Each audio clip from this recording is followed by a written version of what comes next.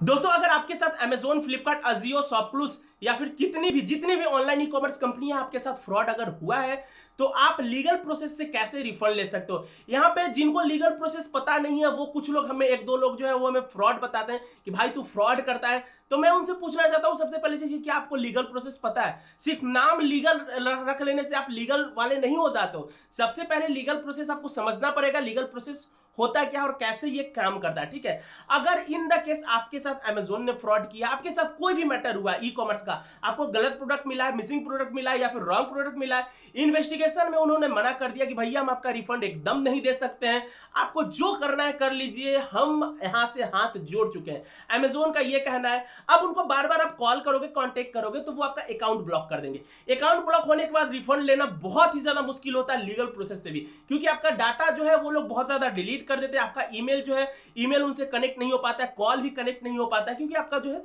सारा digital process वो सारा रेस्ट्रिकेट कर देते हैं। अब यहाँ पे लीगल प्रोसेस से मैं हूं या फिर कोई भी कैसे रिफंड करवाता है।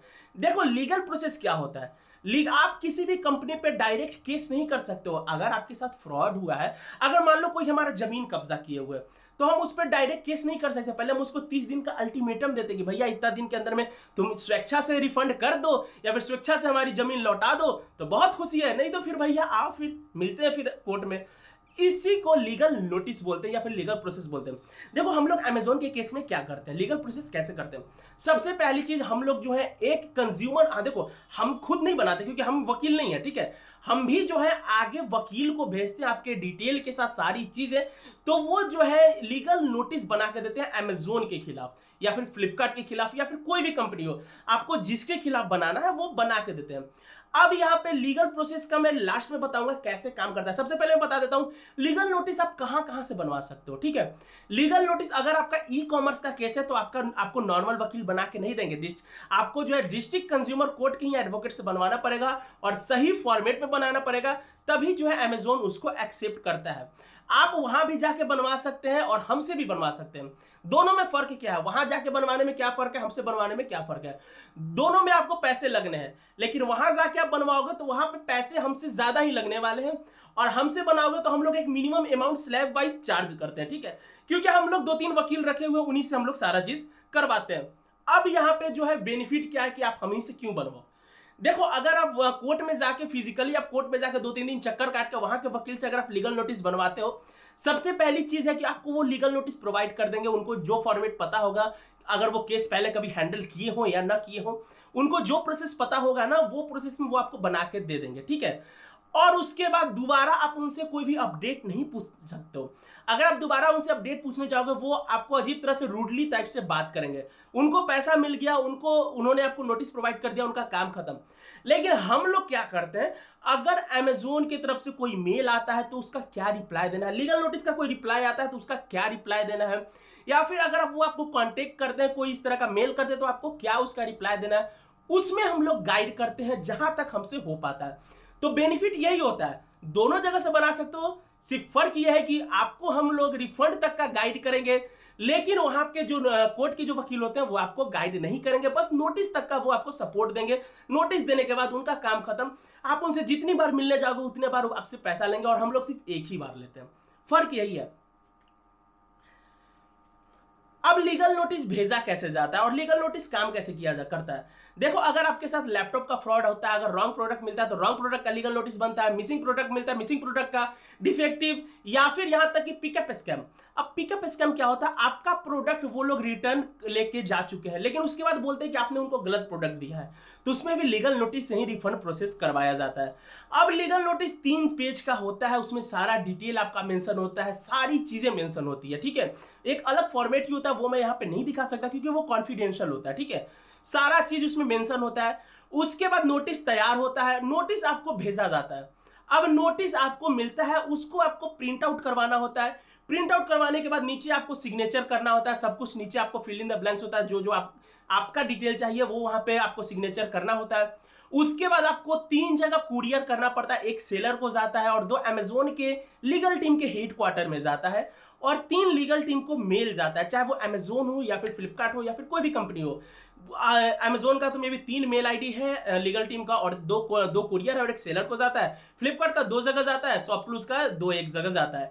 सबका अलग अलग बना हुआ है मेल आईडी, और सबका मेल आईडी आपको जो है अगर हम लोग बनाते तो हम लोग सब कुछ प्रोवाइड करते कि मेल में क्या लिखना है, क्या नहीं लिखना है, कैसे मेल भेजना है, किस फॉर्मेट में मेल भेजना है, वो सब कुछ हम लोग गाइड करते हैं, जो कि आपको कोर्ट के वकील कभी भी नहीं करेंगे। ये एक चीज आप ध्यान रखना, और आप जाके भी वहां पे पता कर सकते हो। अब सारा जब आपको अगर मान लो कि आज आपने सारा नोटिस का डिटेल दिया कि मेरे को नोटिस बनवाना है, तो मैंने आज आपका जो है वकील शेड्यूल किया, कल के डेट में आपका अगर मान लो नोटिस बनता है, नोटिस बन के आपको मिलता है, उसमें आपको सिग्नेचर करना है, और आपको सब कुछ एक फॉर्मेट में दिया जाता है, मेल कैसे करना है, मेल आप उनको कर देते हो, और उसके बाद एक कुरियर कर देते हो। आपका मेल उनके पास जैसे ही पहुंचता है और कुरियर जैसे ही पहुंचता है, वो आपको एक केस आईडी प्रोवाइड करते हैं कि आपका नोटिस उनको मिल चुका है और उन्होंने अपने लीगल टीम को ये भेज दिया है, ठीक है। चाहे वो कोई कंपनी हो, अमेजोन, फ्लिपकार्ट, शॉपक्लूज, सब लोग आपको जो है मेल कर दे कि आपका नोटिस उनको मिल चुका है।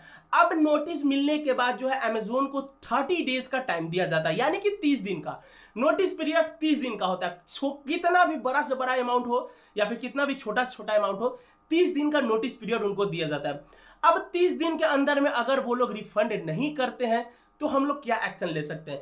बेसिकली देखो, अगर उनकी गलती है तो वो इजीली रिफंड कर देते हैं 30 दिन के अंदर में। देखो यहाँ पे जो है अगर आपका 10,000 के नीचे का अमाउंट का केस है तो वो अलग वकील के पास जाता है अमेजोन का, 20,000 का अलग वकील, 50,000 का अलग वकील, 1 लाख का अलग वकील, सबका अलग अलग वकील के पास ट्रांसफर होता है, तो थोड़ा सा टाइम लगता है। अब यहाँ पे बहुत सारे लोग लीगल नोटिस बनवाते हैं और 10 दिन में ही एकदम हड़बड़ाने लगते हैं, पेशेंस खो देते हैं कि मेरा रिफंड नहीं आ रहा है, मेरा रिफंड नहीं आ रहा है। अरे भाई, लीगल नोटिस में सबसे पहली चीज प्रोसेस होता है। आपका लीगल नोटिस उनके टेबल पे पहुंचता है, वो सेलर को इन्फॉर्म करते हैं और सेलर से 15 दिन का टाइम लेते हैं एविडेंस मांगने के लिए, उसके बाद वो कोई डिसीजन पे पहुंचते हैं। अगर इन द केस 30 दिन के अंदर, वैसे तो आ जाता है 30 दिन के अंदर में रिफंड, लेकिन अगर 30 दिन के अंदर में रिफंड नहीं आता है तो आपके पास एक और चांस होता है कि आप उनको फाइनल नोटिस भेज सको, और उसमें आपका कोई भी पैसा वैसा नहीं लगता, पैसा एक ही बार लगता है। और अगर फाइनल नोटिस से भी अगर वो लोग रिफंड नहीं देते तो फिर आप पिटीशन फाइल कर सकते हो, जिसको हम लोग केस बोलते हैं। अब पिटीशन कैसे फाइल होता है? पिटीशन आपको जो है, जो नोटिस आपने पहले भेजा है उसको आपको डिस्ट्रिक्ट के कोर्ट में लेके जाना है और वहां पे बस उसको सबमिट करना है। वो अमेजोन को मेल करते हैं, खुद वहां के जो जज होते हैं और वकील होते हैं वहां के खुद अमेजोन को मेल करते हैं, और अमेजोन को एक टाइम पीरियड दिया जाता है कि इतना दिन के अंदर में आपको कोर्ट में आना है। अगर नहीं वो लोग आते हैं तो आपका रिफंड इशू तुरंत करवा दिया जाता है। तो ये होता है दोस्तों लीगल प्रोसेस। बहुत सारे लोग बोलते हैं कि भाई मुझे लीगल प्रोसेस पता नहीं है, तो यहाँ पे देखो बहुत सारे आपको ऑनलाइन, बहुत सारे लोग मुझे बोलते हैं कि भाई तुम्हें लीगल प्रोसेस पता नहीं है, तुम ये करते हो वो करते हो। तो मैं उनसे बोलना चाहूंगा कि भाई सबसे पहले अगर तुम्हें प्रोसेस पता नहीं है ना, तो यहाँ पे देखो यूट्यूब पे बहुत सारे आपको लीगल नोटिस बनाने वाले बंदे मिल जाएंगे और दूसरे को डिफेम करने वाले। तो मैं ज्यादा उन लोगों पे नहीं बोलता हूँ, मेरे को पता है कि मैं कैसा हूँ और मैं क्या काम करवाता हूँ, तो मुझे सब कुछ पता है, ठीक है। तो मैं किसी को ये भी फोर्स नहीं करता कि भाई आप मेरे से ही लीगल नोटिस बनवाओ, आप कोर्ट में जाओ, वहां पे भी आप दौड़ो, आपको जिससे इच्छा बनवाओ। बहुत सारे लोग ऑनलाइन लीगल इंडिया पे जाते हैं लीगल नोटिस बनवाने के लिए, उनके साथ भाई उनका पैसा भी ले लेते हैं, फेक नोटिस भी दे देते हैं।